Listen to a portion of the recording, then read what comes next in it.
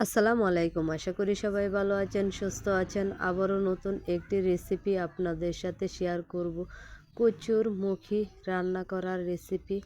এখানে আমি half KG কচুর মুখী নিয়েছি।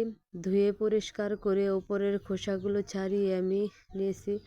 আমি এখানে বড় পুঁটি মাছ নিয়েছি। আপনারা চাইলে যে কোনো মাছ ব্যবহার করতে পারেন। এখানে আমি হাফ টিস্পুন হলুদের গুঁড়া, হাফ টিস্পুন মরিচের গুঁড়া, স্বাদ মতো লবণ দিয়ে আমি মাছগুলো ভালো করে মাখিয়ে নিব। আমার মাছগুলো মাখানো হয়ে গেছে। এখানে আমি একটি কড়াই বসিয়ে গরম করে পরিমাণ মতো তেল দিয়ে দিব। তেলটা গরম হওয়ার পর আমি এখন সবগুলো মাছ একসাথে হালকাভাবে ফ্রাই করে নিব। আপনারা যদি মাছগুলো ফ্রাই করে নেন তাহলে অবশ্যই খেতে অসম্ভব মজার হবে, দেখতেও সুন্দর হবে, অনেক লোভনীয় এই রেসিপি। আপনারা একবার ট্রাই করে দেখতে পারেন। কচুর মুখী এতটা সুস্বাদু যা রান্না করার পর বুঝতে পারবেন। আমার মাছগুলো সবগুলো ফ্রাই করা হয়ে গেছে। এখন আমি সবগুলো মাছ নামিয়ে নিব।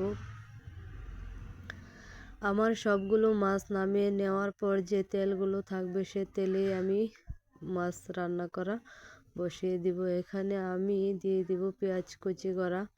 পেঁয়াজগুলো বাদামি করে ভাজা হয়ে গেলে দিয়ে দিব এখানে আমি সামান্য পরিমাণ পানি দিয়ে যদি মশলা দেন তাহলে মশলাগুলো পুড়ে যাবে না।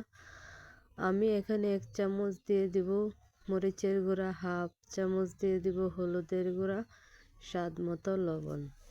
আমি এখন মশলাগুলো ভালো করে কষিয়ে নিয়ে দিয়ে দিব কচুর মুখীগুলো আমি দিয়ে ভালো করে মশলার সাথে মিশিয়ে নিব। আপনারা যদি কচুর মুখী রান্না করেন তাহলে বুঝতে পারবেন অসম্ভব মজার কচুর মুখী। একবার ট্রাই করে দেখতে পারেন। আমি ঢাকনা দিয়ে ঢেকে দিব সিদ্ধ করার জন্য।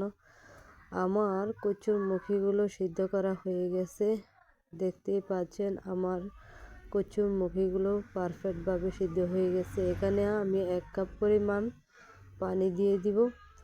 এখন আমি যে মাছগুলো ভেজে রেখেছি সেই মাছগুলো সবগুলো আমি এখন দিয়ে দিব।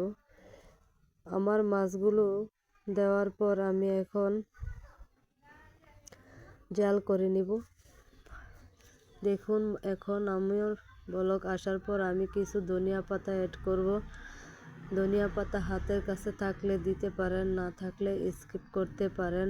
আমার রান্নাটা শেষ। এখন আমি আপনাদেরকে দেখিয়ে দিব কতটা লোভনীয় হয়েছে আমার রেসিপি। একবার ট্রাই করে দেখবেন।